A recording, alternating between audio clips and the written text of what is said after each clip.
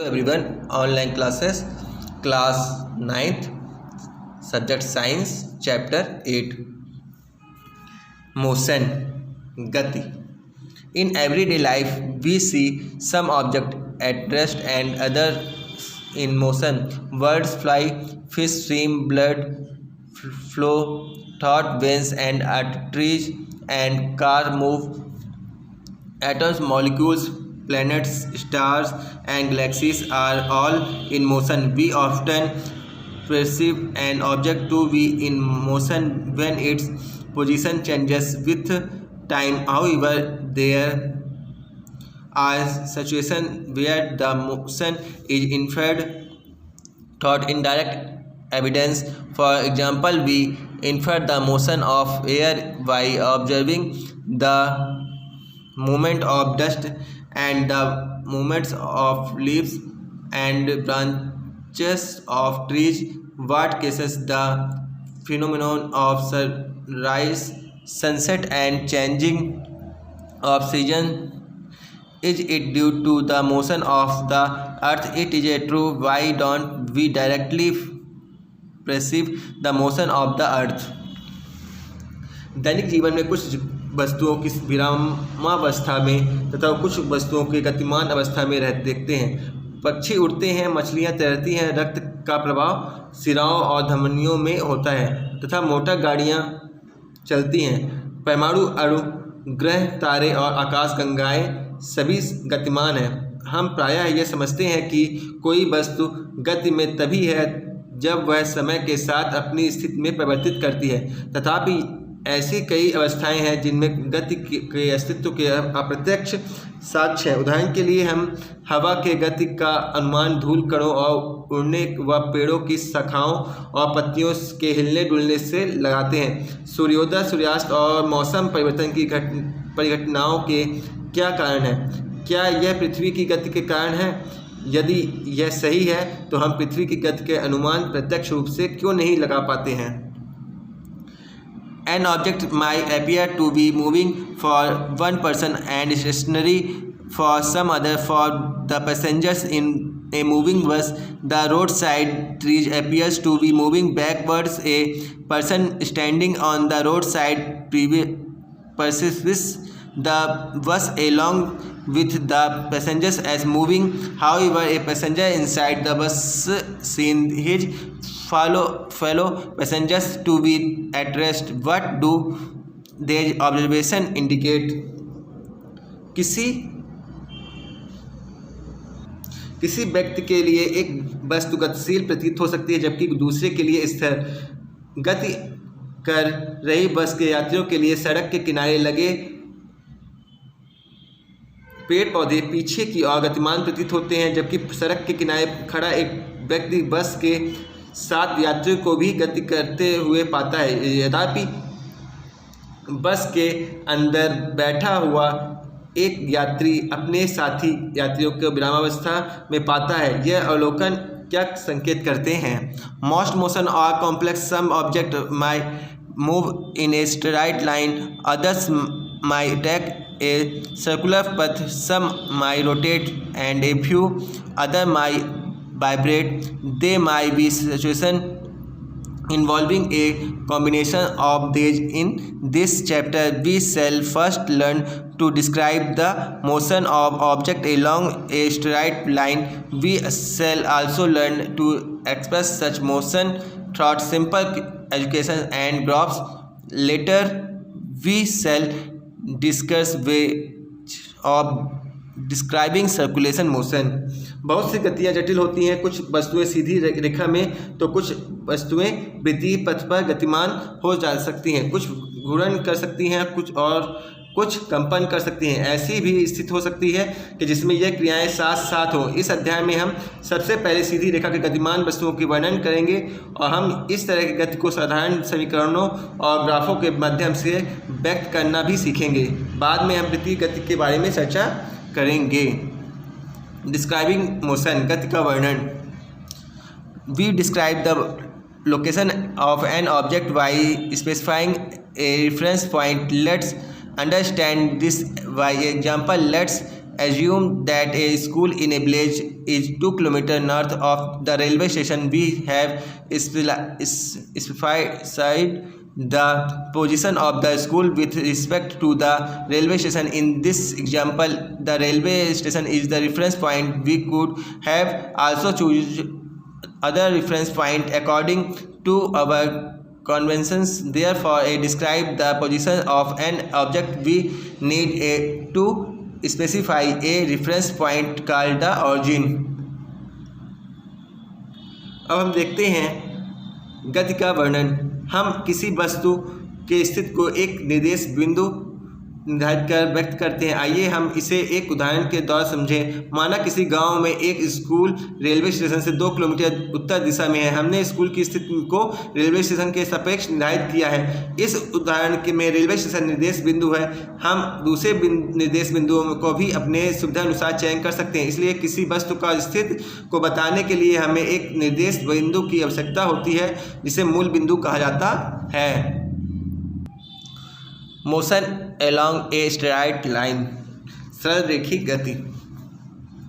The simplest type of motion is the motion along a straight line. We shall first learn to describe this by an example. Consider the motion of an object moving along a straight path. The object starts its journey from O, which is treated as its reference point. Let A, B and C represent the position of the object at different instants. At first the object moves toward C and V and reaches A. Then it moves back along the same path and reaches C toward V. गति के सबसे साधारण प्रकार सरल रेखी गति है। हम सब ने पहले एक उदाहरण के द्वारा इसे व्यक्त करना सीखना होगा।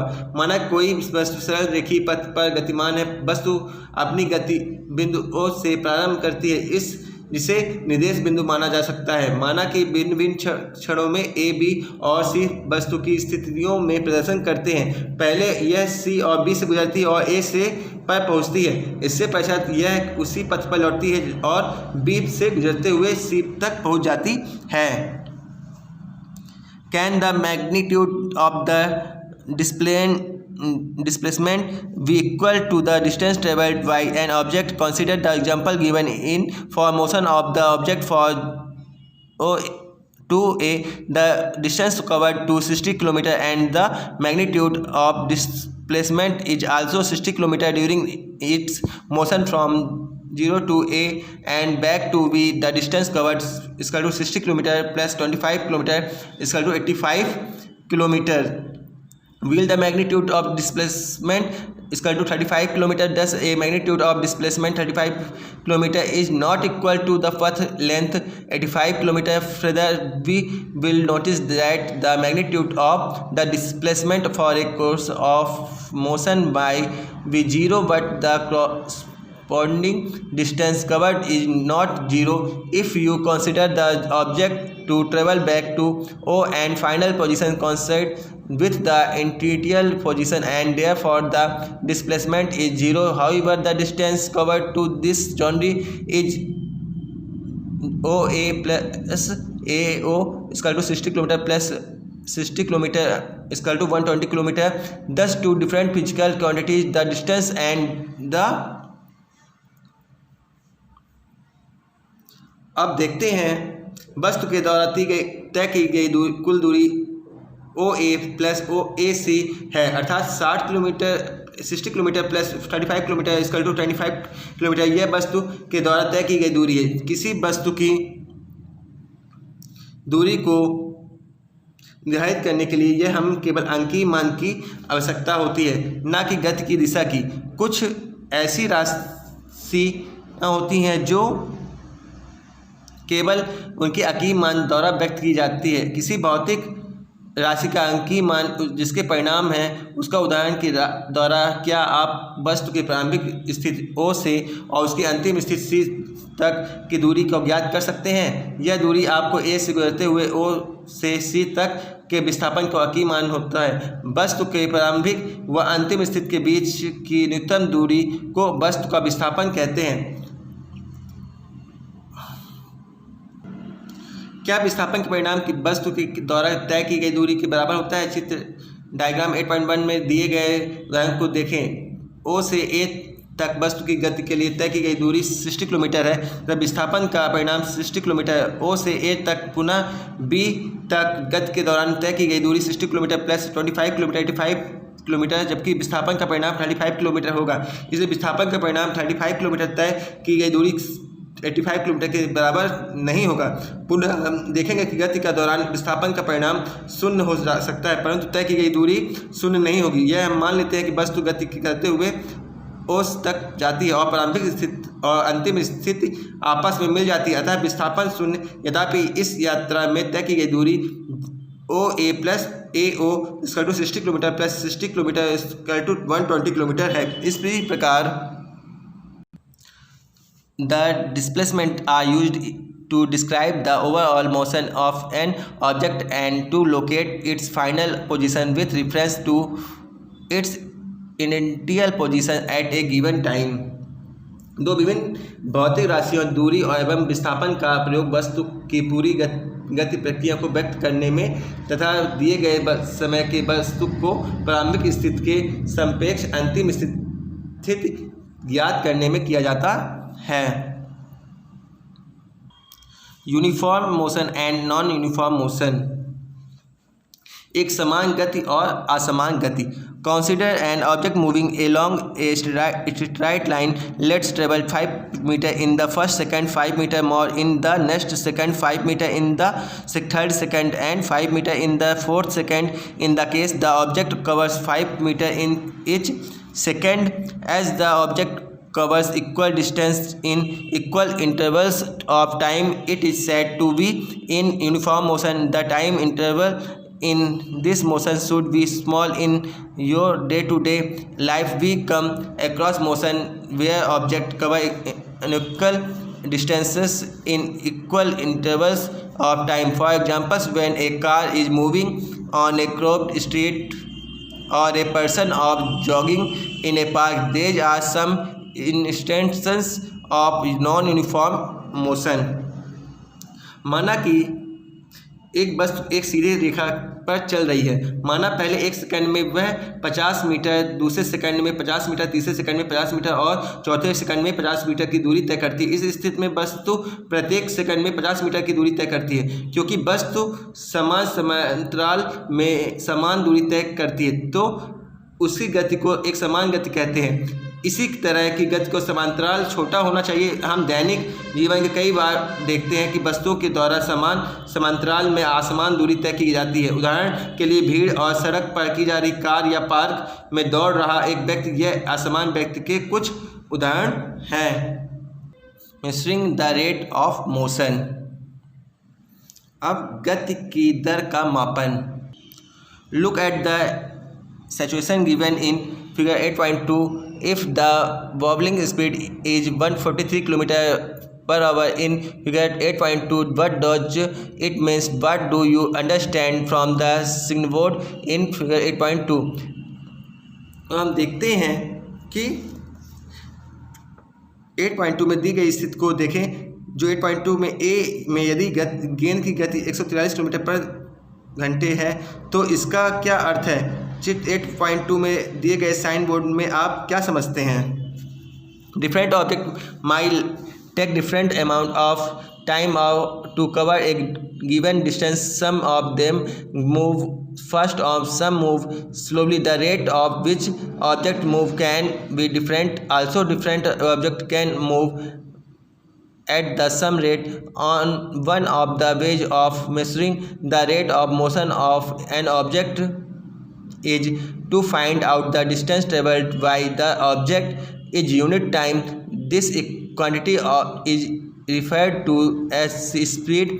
The SI unit of speed is meters per second. This is represented by the symbol meter second or minutes upon second. The other units of speed include centimeter per second and kilometer per hour. To specify the speed to the speed of an object, we require only its magnitude. The speed of an object need to not be constant. Of most cases object will be non-uniform motion, therefore we describe the rate of. In most cases object will be in non-uniform motion, therefore we describe the rate of motion of such object in terms of their average speed. The average speed of an object is obtained by dividing the total distance traveled by the total time taken. That is, average speed is equal to total distance traveled upon total time taken. If an object travels a distance in time t, then its speed varies. Let's us understand this by an example. A car travels in distance of 100 km in 2 hours. Its average speed is 50 km per hour. The car might not have traveled at 50 km per hour all the time. Sometimes it might have traveled faster and sometimes slow than this. हम देखते हैं किसी भी निश्चित दूरी को तय करने के लिए अलग अलग वस्तुएं अलग अलग समय लेगी। इनमें से कुछ तेज चलती हैं और कुछ धीमे। वस्तुओं की गति करने के दर अलग अलग हो सकती है। अलग अलग वस्तुएं समान दर पर भी गति कर सकती हैं। वस्तुओं द्वारा इकाई समय तय की गई दूरी के उपयोग से उस वस्तु के गति के दर प्राप्त की जा सकती है। इस राशि को चाल कहा जाता है। चाल का मात्रक मीटर प्रति सेकंड है। यह -1 चिन्ह द्वारा प्रदर्शित की जाती है। चाल के अन्य मात्रक सेंटीमीटर प्रति सेकंड है और किलोमीटर प्रति घंटा। वस्तु की गति को व्यक्त करने के लिए हम केवल इसके परिणाम का आवश्यकता होती है। यह आवश्यक नहीं है कि वस्तु की गति नियत हो। अधिकतर अवस्थाओं में वस्तुएं एक समान गति से होती हैं, इसलिए हम उन वस्तुओं को गति की दर को उनकी औसत चाल के रूप में व्यक्त करते हैं। वस्तु की औसत चाल उसके द्वारा तय की गई कुल दूरी को कुल समयावधि को भाग देकर प्राप्त किया जा रहा है। औसत चाल तय की गई औसत चाल इस बराबर तय की गई कुल दूरी बटे कुल समयावधि। यदि एक वस्तु टाइम समय पर स्पीड द्वारा तय करती है तो इसकी चाल भी इसका। आइए इस उदाहरण के द्वारा समझें कि एक कार 2 घंटे में 100 किलोमीटर की दूरी तय करती है तो इसकी औसत चाल 50 किलोमीटर प्रति घंटे है। कार पूरे समय 50 किलोमीटर प्रति घंटे की चाल से नहीं चली होगी। कुछ समय यह इससे अधिक तो कुछ समय इससे कम चाल पर चली होगी। Thank you.